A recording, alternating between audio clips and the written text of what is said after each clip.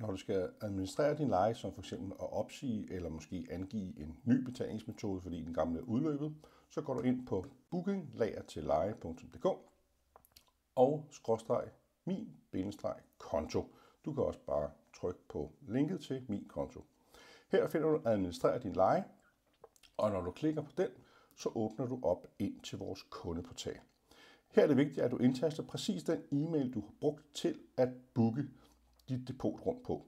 Når du gør det, så modtager du en e-mail, hvor at du får en 6-cifret kode, som du skal indtaste her. Når e-mailen så er modtaget, og vi har fået vores 6-cifrede kode, så kan vi blot kopiere den kode og indsætte den her, eller man kan selvfølgelig også indtaste den en efter en, men nu har jeg kopieret koden og indsætter den ind her, og det åbner så op ind til min kundeportal.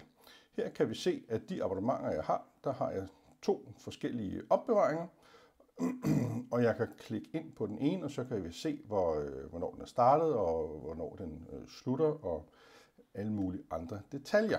Jeg har også mulighed herinde for at indsætte et nyt betalingskort, hvis jeg for eksempel har et, som er udløbet eller meget snart udløber, så kan man nemt gå ind her og opdatere det, så man ikke lige pludselig får en besked om, at det er udløbet, og vi ikke kan hive penge osv.